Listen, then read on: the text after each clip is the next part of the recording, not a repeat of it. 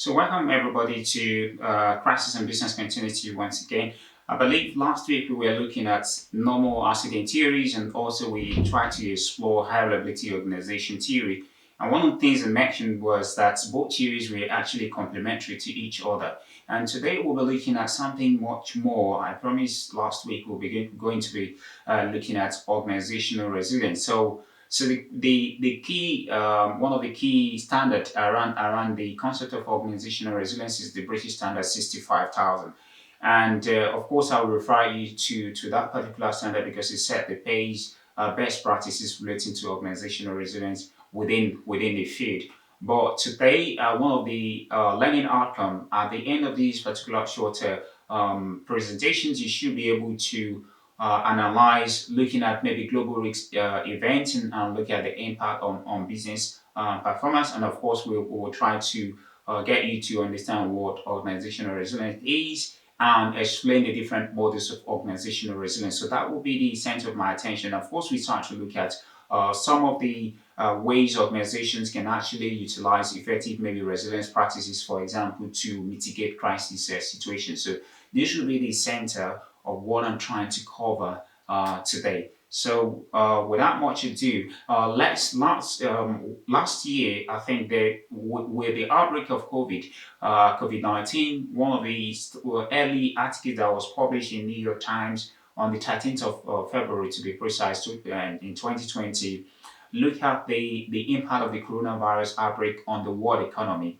And one of the reference was to companies like maybe Starbucks, for example, and also maybe FedEx and other companies that depend heavily on supply chain from especially China. For example, the pandemic has really exposed weaknesses in many of these businesses' practices. So one of the things that was really highlighted in that particular paper article was the concept of organizational resilience in terms of how businesses need to think more carefully how they can really adapt and put up some practices in place that can help them to recover and come back to normality in the event of a crisis event.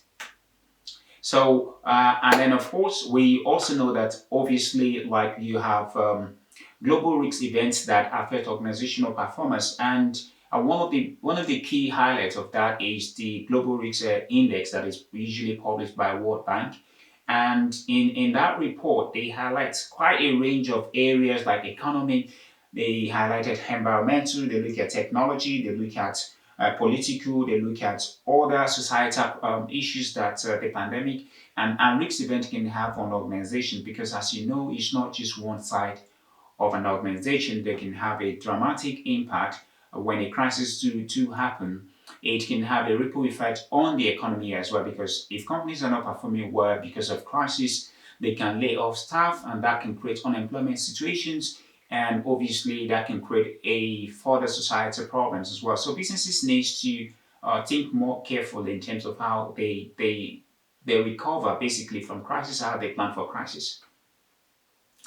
And in the global risk index that was put forward by World Bank, they try to look at the likelihood of some of the events that can happen. They look at top 10 risks, and then they also look at top 10 risks also in terms of impact for 2020. And we saw things like extreme weather, we saw climate change, climate change action failures. They look at natural disasters. They also look at human-made environmental disasters. They look at data fraud or theft, cyber attacks. They look at water crisis and global governance failures as well. And of course, they also look at asset bubbles as well. These are the top 10 risks that was identified in that particular event, in that particular study. And also in terms of impact, I think climate action failures was listed top in that particular list. They look at the use of weapons of mass destruction. They look at biodiversity loss and extreme weather, water crisis, and other things relating to issues such as natural disasters and cyber attack. And one of the things that this is really useful to think about is areas in which businesses can actually think and plan much more carefully in terms of their mitigations or areas in which they can help their businesses to adapt to the event of crisis. So I will refer you to that particular studies. So you can start to look at the way global risk functions and in fact affect business level. So they've looked at if there are certain problems that are in existence that businesses are not able to cope, that can have a dramatic impact on the reputation of the business, and business confidence level can be reduced, and therefore maybe investors are likely to hold back, and of course we know the impact that can have on the GDP of an economy. And of course the World Bank and the OECD also did a projection in terms of the impact possible global risk factors can have on business. And one of the key insights from that is that as crisis events and risk tends to increase, business performance tends to decrease. The reason being that a lot of companies are not really well prepared to deal with the outcome. So the question then is, what is resilience and why does it matter? So resilience is linked to ability of a system to return to stable state after a destructive condition. So that is one of the key things that resilience was linked to, being able to return back to normal after a period of disruption. Also, we know that resilience is also seen as the magnitude of disturbance the system or an organization can actually tolerate and still persist. So that's another way to look at resilience. The other ways to look at it is to see it as the ability to go on with life or to continue living a purposeful life after hardship or adversity, after crisis, we still carry on living. So resilience is not just applicable at organizational level, you can also look at it at individual level as well. So, but what is organizational resilience then?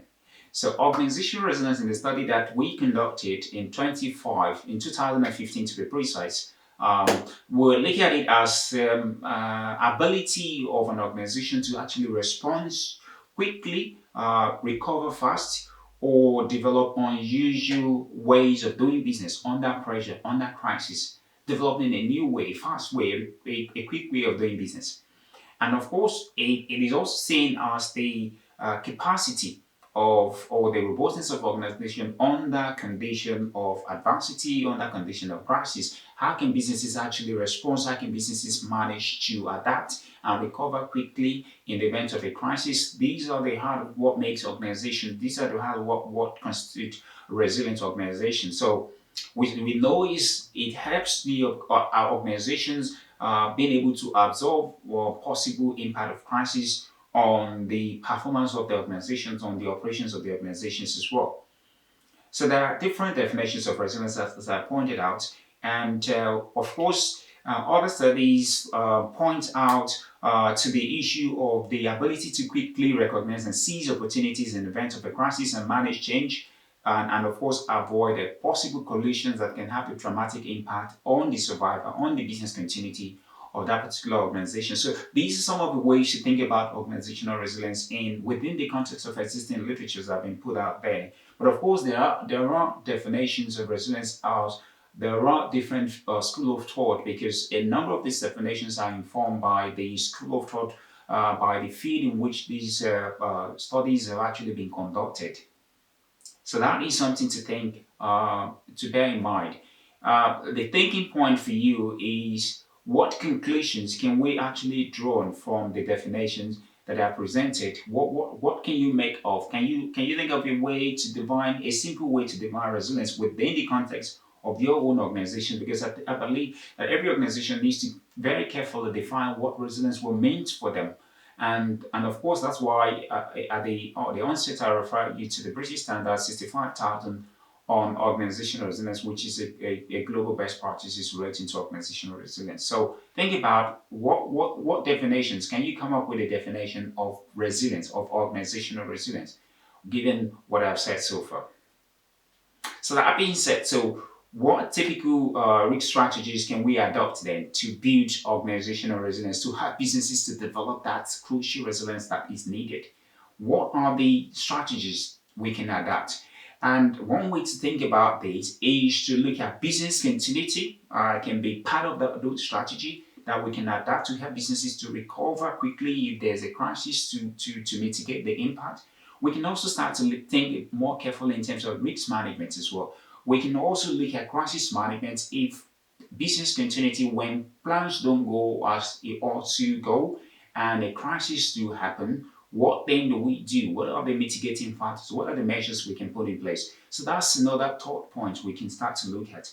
The other thing is to look at disaster recovery as well to help businesses to come back to the pre-loss before the disaster, before the crisis, before the disruptions. So collectively, these four broad areas can help businesses to think carefully, putting up a resilience enterprise program together, and that can lead to organizational resilience. And that's one way to think about this. The other way to think about this is that some of the antecedents that have been put forward in literatures include things like anticipation. So, to what extent is your organization able to anticipate possible areas the businesses is likely to be vulnerable to crisis, to disaster, to disruption? The other thing is once you then do that, and you can also integrate things like business impact analysis. Once you've done the anticipation aspect, you can look at assessment, where you are assessing the possible impact. And of course, you're putting up prevention measures in place to deal with the outcome. And of course, all these involve a lot of preparations. And if a crisis do happen, you need to respond as well. So that's another aspect. And then, of course, you can then be looking at recovery. So these are six broader areas. You can also start to think about some of the antecedents that can help businesses to adapt, to recover very quickly from disruptions and possible crises on the organization. So that being said, so I was explaining that the key 6 point that I've mentioned here can really help businesses to recover, to manage to prepare, to help them to be able to recover if there's any sort of crisis or disruption that have a dramatic impact on the businesses. So the point again is the anticipations. You're looking at anticipation, assessment. You're looking at preventions, preparations, and of course response and recovery. To help collectively can help businesses to look at ways to deal with the outcome of a crisis or disruptions on the organization. So these are areas as a risk manager, as a crisis manager, you can help businesses to think very carefully about. And of course, these particulars, I find this particular point as well really important when how does the organizational resilience tensions quadrant, for example, explain resilience. So these ones, I believe, for example, you can start to look at, obviously, we mentioned resilience being the ability of organization to anticipate, to prepare for a response to possible crisis, and then being able to adapt at the same time. And of course, that adaptation can take in form of maybe a response to things like maybe incremental change or disruptive change, things like maybe sudden change like crisis or disasters. So businesses being able to adapt to those. And you can start to look at maybe the progressive aspect or the flexibilities and all the responsive aspect and the consistent aspect. So businesses need to be able to deal very carefully with some of these areas in terms of helping those businesses to try to survive and manage the outcome of incident on the organizations. So this is about me just trying to wrap it up at this stage because I don't want to bore you too much with a lot of the literatures around this, but I will encourage you to kind of go back and pick up some of those studies that we put up on your blackboard and read around this. So there are different dimensions that are needed to build organizational resilience. Already I've mentioned some of those. And one of the things that I want to really highlight is the four areas. For example, you can look at operational resilience. You can obviously when you're looking at operational risks that can have maybe supply chain, for example, it could be a bigger issue that can fall under the operational risks. For example, especially with COVID, we're seeing some of these impact and the dramatic issues that this can have on organization as well. So businesses need to be able to develop operational capability to deal with this. We also know that capital could be another factors that businesses capital resilience businesses need to be able to put up build up enough capital structures, build up enough mitigation plans in place to make sure that their capabilities is not being eroded.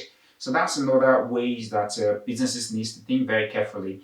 And of course, you can start to also look at market resilience as well. The market in which the organization is operating, you should be able to recognize the risks within within the market, and of course, start to look at ways in which that businesses can help to continue to serve the customers, and of course continue to attract, create values, and also capture values, and as well as making money from the markets. And another ways is also to look at the stakeholders resilience. So when you're looking at stakeholder resilience as well, you want to make sure that you're able to adapt, you're able to identify possible areas that your stakeholders can be affected, and how obviously if you depend too much on them, that can obviously have an impact on the operation. Take for a typical example, businesses are like Starbucks, for example, that was reported in the New York Times articles that was written last year, or precisely in February last year, looking at companies that depend on supply from China, for example. These are stakeholders to those businesses, and if the businesses are disrupted by the pandemic, obviously this can have a dramatic impact, of course, on their operations and their bottom line, as well relating to the profitability of this business.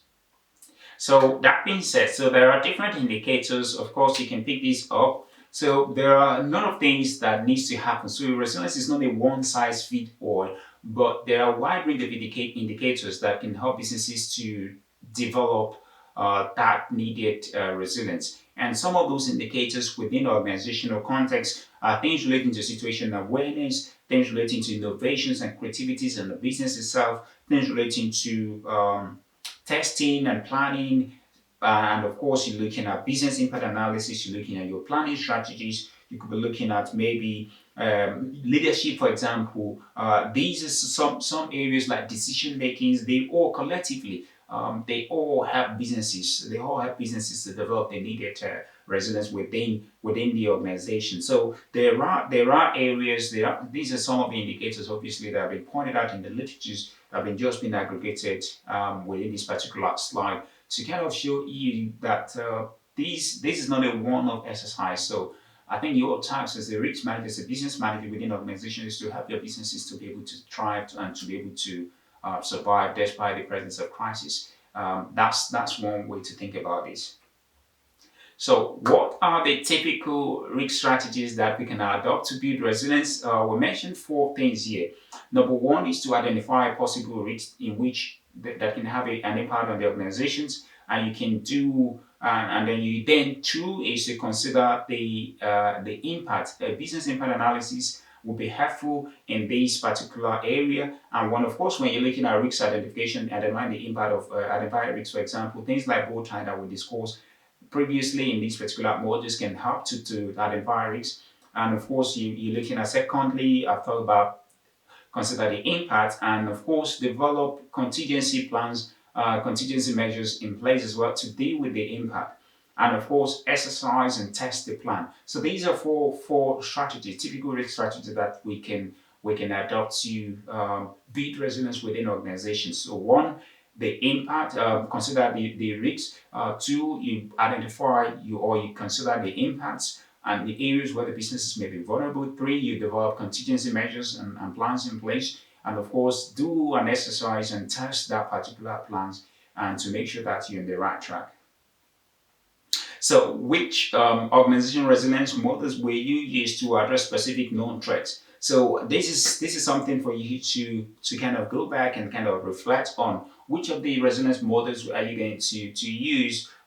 Say for example, if you list maybe 5 threats based on the global risk report, for example, and then you try to look at appropriate measures that are put in place to deal with the impact of this particular risk to the organization. So you'll be looking at the measurements in terms of operational resilience. You'll be looking at maybe market resilience. You'll be looking at maybe capital resilience, for example, or stakeholder resilience as well. Because collectively, these different dimensions can have an impact on the organization. And resilience needs to be something not just that is considered in isolation of every other thing that happens within the organization.